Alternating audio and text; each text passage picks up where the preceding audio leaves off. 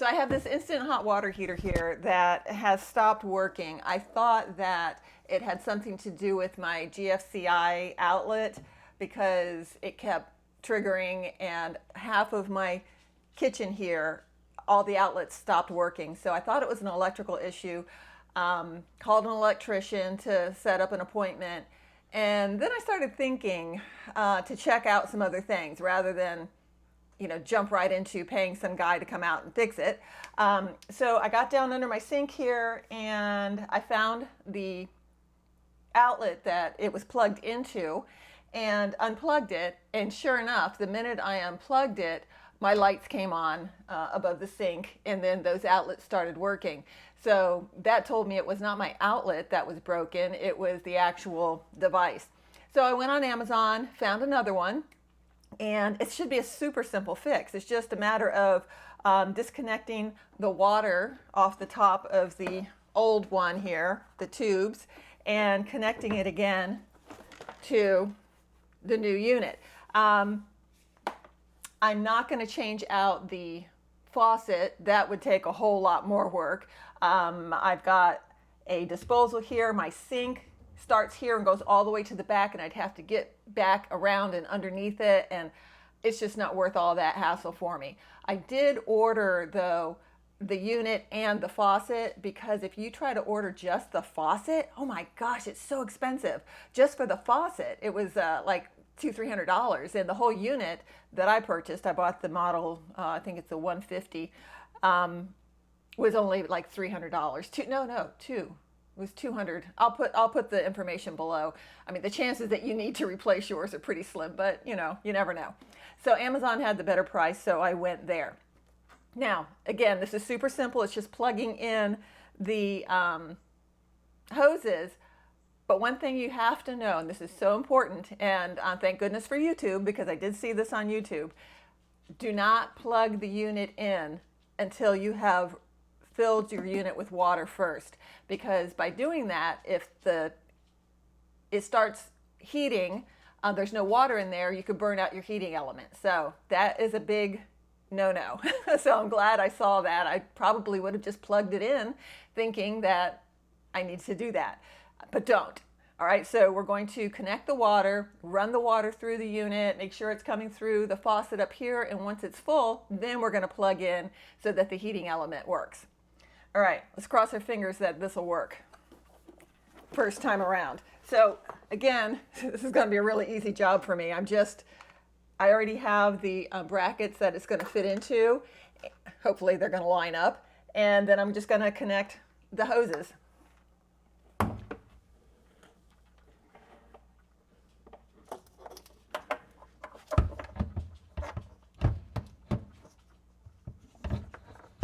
Oh, come on, you got to line up, guys. Please, please, please. Ah, good. They line up. Now, the hoses. Do I remember the order? I did. I'm not going to go grab it right now, but I did take a picture of the way they were connected before I disconnected them. So that's a tip too. Anytime you're doing any kind of work, that's the greatest thing about having our phones and things like that nowadays. You can just hit your record button or take a picture of something real quick, and you'll be able to reference that so that you're sure to get it hooked up the same way. Not to mention that there are actually instructions here. There's a quick and easy setup, and it'll tell you the tubes to connect, the colors right there, so that's good. All right, so the blue one is going to go here.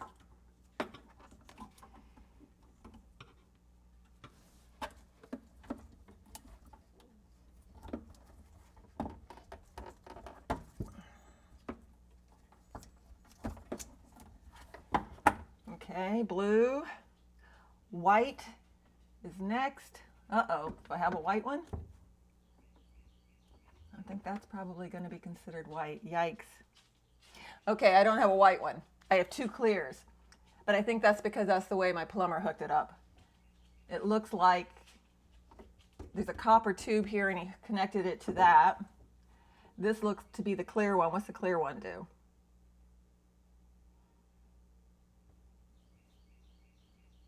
Doesn't really say. Okay, well, yep. That one's much wider. And I'm going to go grab my phone real quick and just confirm that I've got this right, because my tube, the existing tube, is not white, but I'm pretty sure because it fits on here so snugly, it's got to be correct. But better safe than sorry. Wow, if that's all there is to it. Oh, let me set the temperature. I'll put it right in the middle. If that's it, I got super lucky. Can you imagine what I would have spent if I had an electrician come out and do this? Actually, when he did finally get back to me, I told him I think I'm going to do this on my own. He kind of chuckled and he said, "You go, girl, get it, do it." And I don't know whether that was sarcasm or whether he was sincerely rooting me on. But then he asked me if I needed a plumber. And I said, no, I'm not going to ask for any help. I'm going to handle this, and hopefully I won't have to call him back. So let me go grab my phone, make sure I've hooked it up right. Okay, well, it's hooked up right. So next is turning on the water. Lordy, lordy, fingers crossed, guys. Okay, where's my plug? Make sure I'm not plugged in. All right. Righty-tighty, lefty-loosey. Oh, is it on already? Yep, should be on. Okay. Now I'm going to come up. Whoop, sorry. There goes my mic. All right, I'm going to come up to the top here. I'm going to turn on or hold down the water. You hear it filling. Anything leaking yet? No. All right, if it starts to sputter and such, that's fine. That's just air coming through. We haven't gotten that far yet, but I'm expecting that to happen. Because it's got to fill the whole tank. I think it's a 2/3 gallon size tank.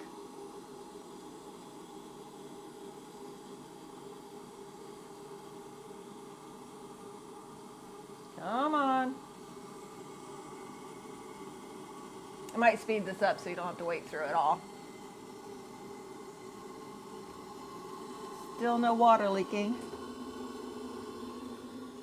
Oh, there's the water coming through. Look at that. And it's not sputtering and spurting. That was one of the signs I think that my unit was going, was that it was sputtering and spurting. And I thought it was because my nozzle, you guys probably can't even see me up here. I didn't adjust my camera.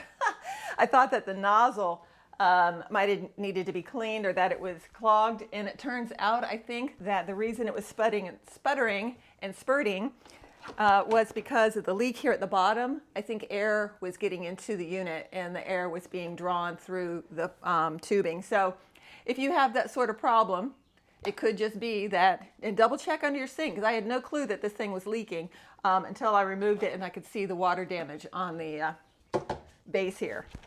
So anyway, okay, now it's time to plug it in, make sure I'm dry here. I'm going to plug it in and see if the heating element is working and we have hot water.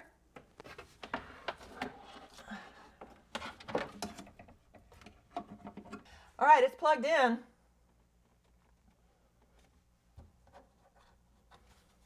I don't know that there's a switch to turn it on, but I don't hear anything happening.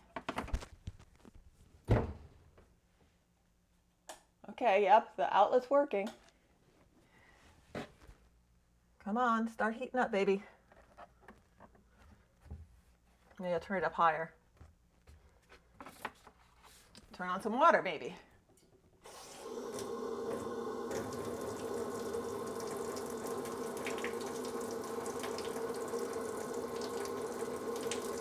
All right, I'm gonna let it sit and warm things up, and I'll check back in about 15 minutes or so. Okay, so it has been a good 20 minutes or so. I just want to double check. Completely dry under here. We're good there. And now for the test. I'm going to make myself a cup of tea. Yes, it's about 100 degrees outside right now, but I do like having the hot water dispenser, even if it's not for tea. I find that it's very helpful in making sure that things are nice and clean with hot water, and any other thing that I want to use hot water for. I mean, I just have missed this terribly. But let's see how hot the water's coming out now. If it will make my cup of tea. Look at that. Oh, I can feel the heat. All right, guys. I can't see the heat coming here, but trust me, it is nice and hot. Ooh, you know what? I could use my temperature gun. Hold on. Okay, so if you follow my channel, you know that I have lots of reptiles, and it's really important to have their enclosures at the right temperature. So I have a temperature gun for that. Let's see. 165.6. All right, nice and hot. I don't know how hot tea is supposed to be. Let's see how hot 165 is. Ooh, gosh, just touching the outside of the cup is super hot. Woo, that's a bit too hot for me. I'm going to adjust that temperature setting. But there you go. Easy.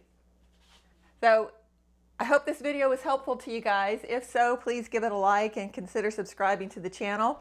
It was a simple fix. Maybe not everybody has this issue, but I think I hit a couple of tips that might help you with other things that may not be working. For example, if your GFCI stops working and you assume it's an electrical issue, could be something that's plugged into it. Unplug everything first to test it. And don't, if you're ever replacing your instant hot water heater, turn it on or plug it in before filling it with water, because you don't want to burn out that element.